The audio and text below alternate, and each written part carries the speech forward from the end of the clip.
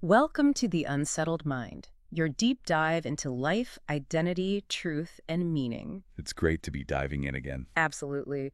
We've been tracing quite an arc here, haven't we? In our first deep dive, we looked at anomie, that feeling when meaning just seems to collapse. Right, when the old rules don't apply anymore. Exactly. Then we moved into exile, that sense of, well, not belonging, feeling kind of adrift. Unmoored, yeah. And today, we're facing what often comes next, freedom. But maybe not the kind we usually picture. Not the flags-waving, celebratory kind of freedom. Not quite. More the kind that feels overwhelming, the kind that leaves you feeling a bit lost, actually not empowered. I vividly remember this moment realizing, wow, I could technically go anywhere, believe almost anything, do whatever I wanted. There were no external chains, really. And how did that feel? Liberating. Honestly, no. I just felt lost, utterly lost in all that possibility. That feeling, that's exactly what we're getting into today. It's this deep dive into the paradox of freedom. The paradox of freedom. Yeah, the burden of having to choose constantly, without a clear map, without those old guideposts, is a huge challenge in modern life. So how are we tackling this? We're going to look at it through four really crucial lenses. First, the philosopher Jean-Paul Sartre. His view. Freedom is responsibility, period. You have to choose. There's no escaping it. Okay. Heavy start. It is. Then we'll turn to Barry Schwartz, the psychologist. He talks about how having too many options doesn't empower us. It actually paralyzes us. The paradox kicks in there. Right. Third, Eric Fromm. He analyzes why we often kind of flee from this difficult freedom, seeking comfort in, say, ideology or conformity, or just giving authority back to someone else. Running away from freedom. Interesting. And finally, we'll explore David Foster Wallace's take.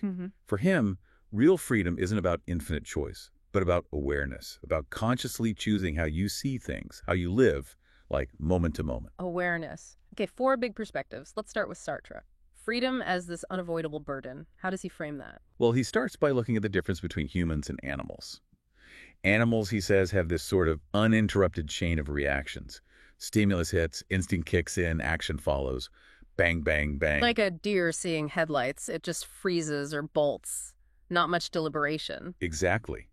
But for humans, Sartre argues, that chain is interrupted. There's a gap. Between the stimulus and the response, we face an open choice.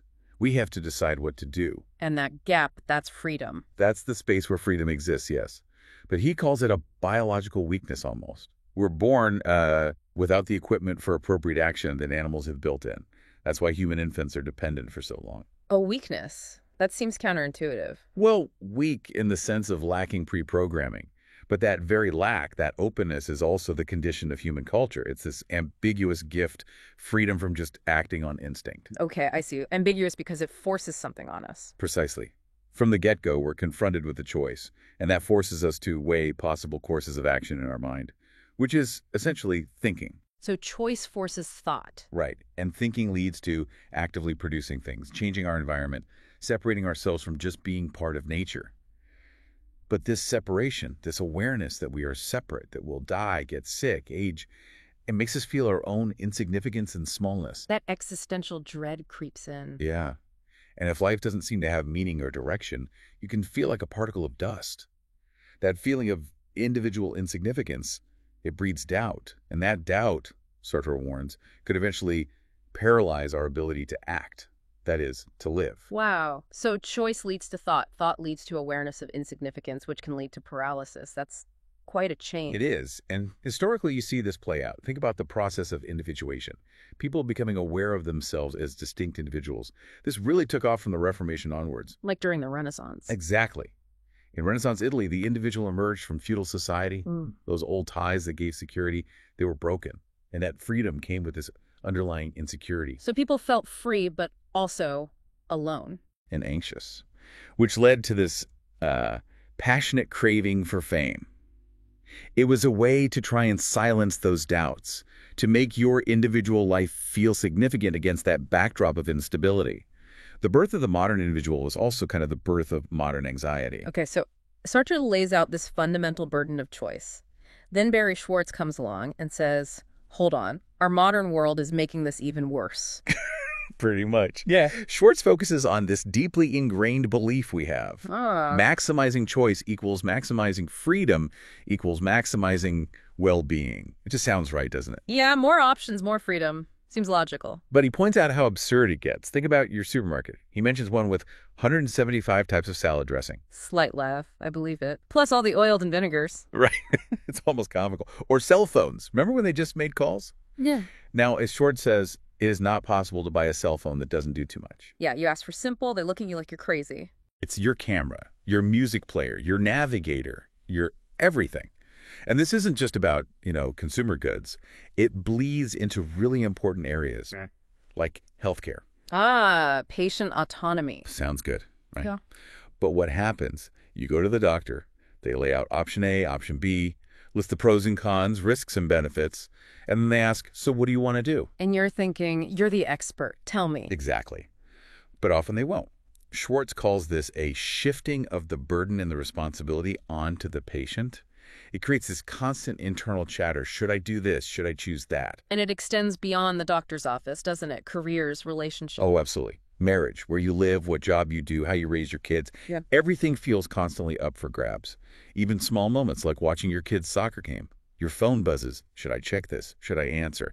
Even if you don't, the decision itself, the question, is always there. It's exhausting. So what's the damage? What are the actual negative effects of having, too much choice? Schwartz highlights two big ones. First, paralysis, just inability to choose. Freezing up. Totally.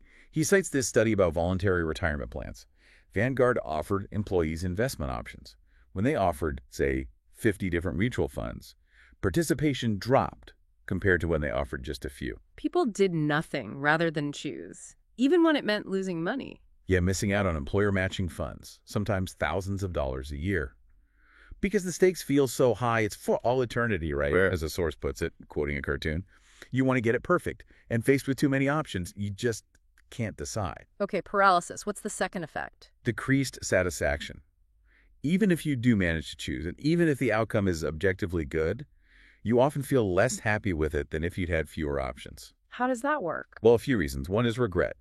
With 175 salad dressings, you pick one. It's okay, but it's easy to imagine another one might have been slightly better.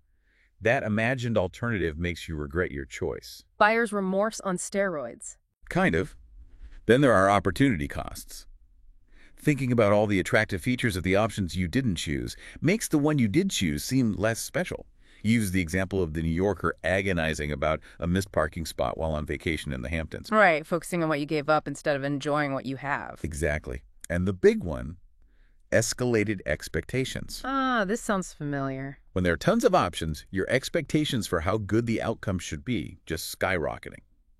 Schwartz tells his own story about buying jeans. Oh, yeah, I remember reading this. Used to be simple, now it's a maze. Right. One style, maybe two. Now, slim fit, relaxed fit, boot cut, tapered, stone-washed, acid-washed zipper, button, endless. He spent an hour, tried on loads, and walked out with objectively the best-fitting jeans I had ever had. He needed better, but he felt worse. Because with all that choice, he expected perfection. And the jeans were great, but they weren't perfect, so the result was disappointment, not satisfaction. That story. It resonates. I think we've all been there, staring at a wall of options, feeling overwhelmed. Totally. That toothpaste aisle, it's my personal nightmare. And Schwartz says the best you can hope for is that things are just as good as you expected. No room for pleasant surprises anymore. Precisely. And this leads to self-blame. If you're disappointed because your high expectations weren't met, whose fault is it? Well, with all that choice, you figure it must be your fault for not choosing perfectly. Oof. And Schwartz suggests this contributes to rising rates of depression and even suicide. We end up, objectively, doing better in general, but subjectively, we feel worse. So the core message is, more isn't always better. Definitely. He's clear. Some choice is better than none. Absolutely. But it doesn't follow from that more choice is better than some choice. He thinks we in affluent Western societies have long since passed the point where options improve our welfare. In fact, too much choice now actually hurt. And the fishbowl metaphor. Yes. Everybody needs a fishbowl. Some limits, some structure. Yes. Shattering the fishbowl, thinking you're giving ultimate freedom, doesn't liberate. It just leads to paralysis and misery. It's a recipe for misery and, I suspect, disaster. Okay, so If limitless choice is a trap, and this underlying freedom Sartre talked about is a burden, what do we do? This brings us to Erich Fromm, right? The escape from freedom. Exactly. Fromm looks at this anxiety of modern life. He argues that even though the medieval world had its dangers, it offered a certain security, a sense of belonging. Modern people, despite having more wealth, more democracy, more apparent freedom, are still deeply anxious and tempted to surrender his freedom. Why? What drives that temptation? A fundamental human need. The need to be related to the world outside oneself. The need to avoid aloneness.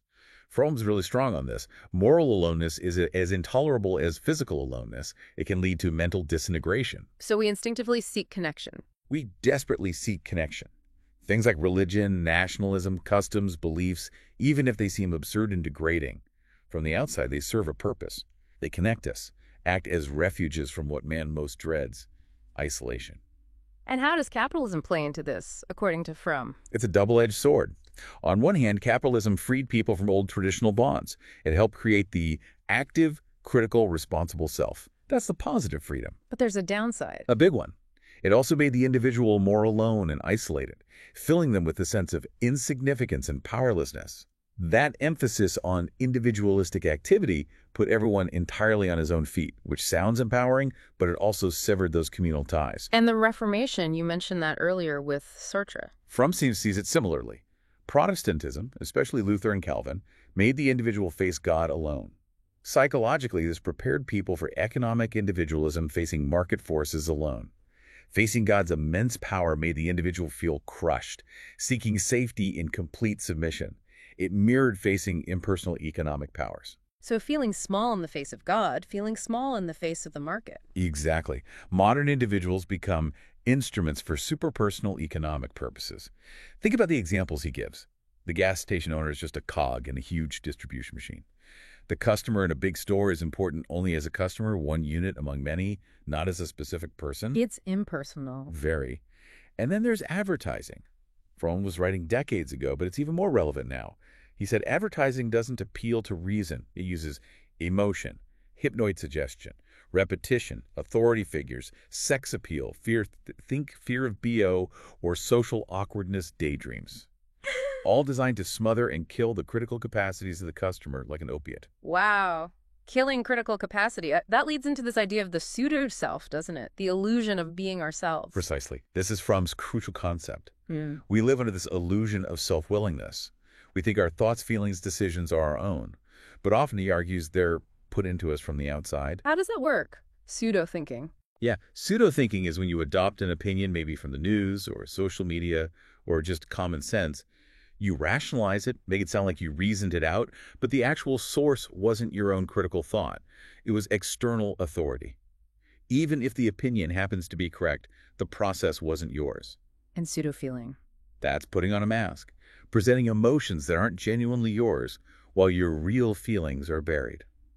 He gives an example of a man at a party who seems incredibly cheerful, laughs a lot, tells jokes. The lies of the party. Right. Yeah. But maybe someone observant catches a flicker of deep sadness or tension. Later, the man has a dream revealing intense anxiety and anger, his outward gaiety. It was a mask. It did not originate in himself, but covered what he really felt, fear and anger. And pseudo-willing, making choices that aren't really ours. Yes. Fromm says most people think that as long as they aren't physically forced, their decisions are their own. He calls this one of the great illusions. We often act based on external pressures, what others expect, what common sense dictates, fear of being different, and convince ourselves it was our own free choice. Like the example of the person who wanted to be an architect. Exactly. Wanted to be an architect, felt it deeply. But their father suggested medicine would be better. They went into medicine, rationalizing it as their own decision, but spent their life feeling vaguely dissatisfied, engaging in passive resistance, feeling powerless in a field they never truly chose. We become, Fromm says, automatons who live under the illusion of being self-willing individuals. Just going through the motions, thinking we're driving. Pretty much. And this unbearable feeling of aloneness and powerlessness, this lack of a genuine self, drives people to seek escape. What kind of escape? He identifies a few mechanisms of escape. One is basically trying to get rid of the individual self altogether, dissolving it into something larger, submitting completely to an overwhelming power, a leader, an ideology, a state. It's a way to shed the burden of individuality, its shortcomings, conflicts, risks, doubts, and unbearable aloneness. And the flip side. The flip side is the drive to dominate others, to have absolute and unrestricted power over them, making them instruments of your will. This isn't born from strength, Fromm argues, but from profound weakness, a desperate attempt to gain secondary strength where genuine strength is lacking. So submitting or dominating, two sides of the same coin, really. Both trying to... Yes. Both are ways to cope with unbearable isolation, but they're ultimately futile and just lead to new suffering. And this leads to Fromm's really stark warning, especially thinking about the rise of authoritarianism in his time. He says the greatest danger is failing to see that in our own society, even in democracies, we face that same fertile soil. The insignificance and powerlessness of the individual. Just being free from external chains doesn't guarantee freedom to be an individual if the inner psychological conditions aren't there. Okay, that's sobering. If infinite choice paralyzes us, Schwartz, and the fundamental burden of choice, Sartre, makes us anxious and potentially flee into conformity or submission from, is there any way out? What does real positive freedom look like? This is where we can bring in David Foster Wallace, but also circle back to a more hopeful part of Fromm's work. Fromm himself offers a counterpoint, the idea of spontaneity. Spontaneity, like just acting on impulse. Not quite impulsivity, more like genuine self-expression, acting, thinking, and feeling in a way that truly originates from you, not from the pseudo-self, not from conformity. He admits it's a relatively rare phenomenon in our culture, but we see glimpses. Where do we see it? In artists, sometimes. Those who really can express themselves spontaneously, their work flows from their genuine self. And famously, in small children, they have this amazing ability to feel and think that which is really theirs, and they just express it openly. That's why kids can be so captivating, maybe, that lack of filter. Fromm suggests exactly that. It's their spontaneity. But we can also have moments of it ourselves. Think about a time you had a fresh and spontaneous perception of a landscape, really saw it, or the dawning of some truth that felt like it came purely from your own thinking, or a sensuous pleasure that is not stereotyped, just pure enjoyment, or that welling up of love for another person. Those moments of genuine connection or insight? Yes. Fromm calls them moments of genuine happiness. They give us a taste of what's possible. And what happens to the self in those moments? It gets stronger. In spontaneous activity, the individual embraces the world, connects with it authentically, and through that connection, the self becomes stronger and more solidified. Because, as Fromm says, the self is as strong as it is active. Genuine strength isn't about controlling things. It's about being genuinely related by our creative activity. So the opposite of the pseudo-self, which feels weak and inferior? Exactly. The inability to act spontaneously, having to constantly present that pseudo-self, that's the root of the feeling of inferiority and weakness.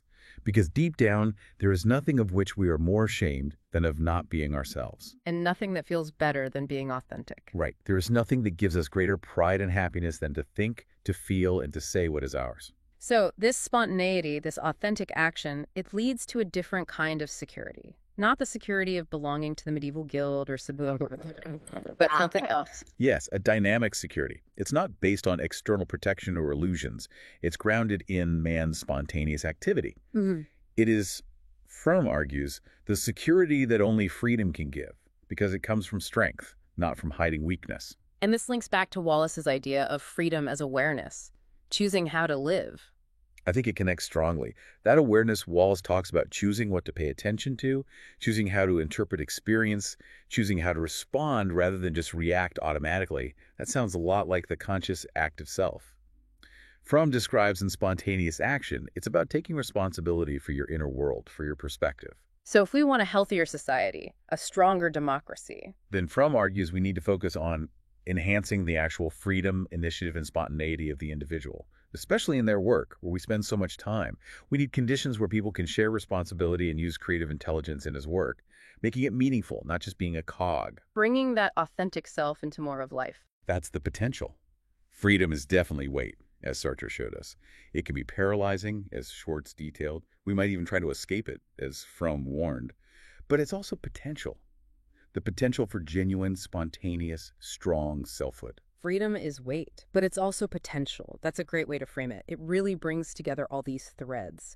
So for you listening, as we wrap up this deep dive, here's something to maybe chew on. Maybe freedom isn't really about the absence of limits, about shattering every fishbowl. Maybe real freedom begins when we start consciously choosing which limits, which commitments, which ways of seeing actually make us feel more alive, more genuinely ourselves. Yeah, think about your own life. What are the fish bowls, the structures or routines that actually feel enabling, not just constraining? And when have you felt those moments of real spontaneity, of genuine self-expression? What was happening then? Some powerful questions to consider. Thanks for joining us on The Unsettled Mind.